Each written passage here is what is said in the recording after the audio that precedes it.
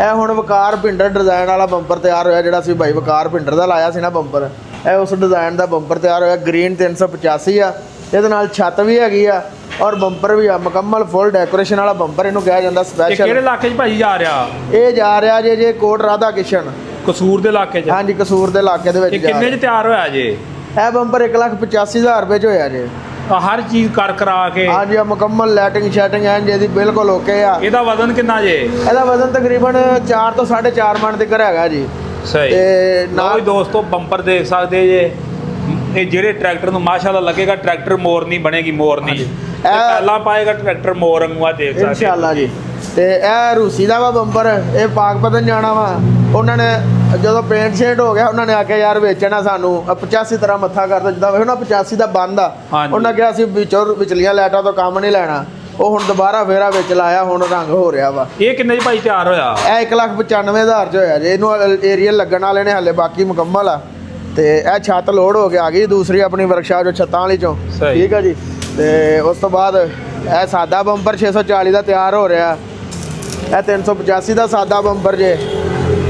ਆ ਅੰਦਰ ਆਓ ਜੀ। ਇਹ ਫੋਰਡ 4600 ਦਾ ਫੈਸਲਾਬਾਦੋਂ ਸੁਧਾਰ ਬਾਈਪਾਸ। ਇਹ ਭਾਈ ਕਿੰਨੇ ਦਾ ਤਿਆਰ ਹੋਇਆ ਫੋਰਡ ਦਾ ਬੰਪਰ? ਇਹ 1,45,000 ਰੁਪਏ ਦਾ ਹਾਫ ਡੈਕੋਰੇਸ਼ਨ ਵਾਲਾ ਵਾ, ਲਾਈਟਿੰਗ ਸ਼ੈਟਿੰਗ ਅਸੀਂ ਕਰਕੇ ਦੇਣੀ ਆ। ਸਹੀ। ਤੇ ਇਹ 640 ਦਾ, ਇਹ ਵੀ 1,95,000 'ਚ ਤਿਆਰ ਹੋਇਆ ਸਰਗੋਦੇ ਵਾਸਤੇ।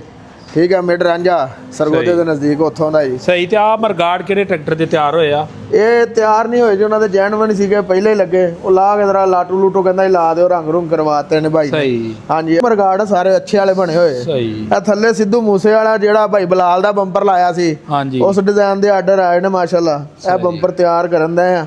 ਤੇ ਇੱਕ 85 ਦਾ ਵਾ, 2 ਲੱਖ ਰੱਖੇ 850 ਦੇ ਨੇ, ਤੇ ਇਨਸ਼ਾਅੱਲਾ ਲਾਣੇ ਨੇ। 640 ਦੇ 850 ਦੀ ਸੀਟ ਆ।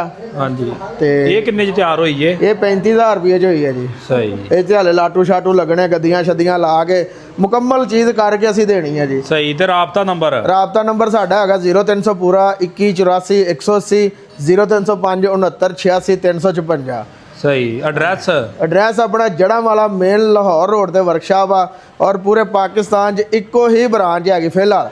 ਜਦੋਂ ਅਸੀਂ ਦੂਸਰੀ ਬਣਾਵਾਂਗੇ ਤੇ ਆਪਣੇ ਦੋਸਤਾਂ ਨੂੰ ਦੱਸਾਂਗੇ ਵੀ ਅਕਸਰ ਦੋਸਤ ਸਾਡੇ ਠੱਗੇ ਜਾਂਦੇ ਨੇ, ਬੰਦੇ ਕਹਿ ਦਿੰਦੇ ਨੇ ਕਿ ਬਾਬਾ ਫਰੀਦ ਵਾਲਿਆਂ ਦੀ। ਔਰ ਸਾਡੀ ਦੁਕਾਨ ਬਕਾਇਦਾ ਗਵਰਨਮੈਂਟ ਤੋਂ ਰਜਿਸਟਰਡ ਸ਼ੁਦਾ, NTN ਨੰਬਰ ਆ, ਹਰ ਚੀਜ਼ ਆ ਸਾਡੇ ਕੋਲ। ਅੱਛਾ ਭਾਈ ਸ਼ਾਹਦ ਹੋਮ ਡਿਲੀਵਰੀ ਵੀ ਦੇ ਰਹੇ ਜੇ ਇਸ ਵਕਤ?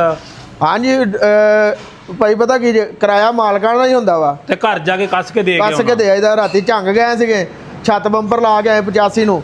ਹੁਣ ਫੇਰ ਛੱਤ ਬੰਪਰ ਲੱਦਿਆ ਵਾ। ਹੁਣ ਉਧਰੋਂ ਆਏ, ਨਹਾ ਨੂ ਕੇ ਘਰੋਂ ਆ ਗਏ, ਫਰੈਸ਼ ਹੋ ਕੇ ਕਸੂਰ ਜਾ ਰਿਹਾ ਮਾਲ। ਹੁਣ ਐ ਨੂੰ ਚੱਲੇ ਆ ਜੀ। ਠੀਕ ਹੈ ਜੀ। ਤੇ ਇਹਦੇ ਨਾਲ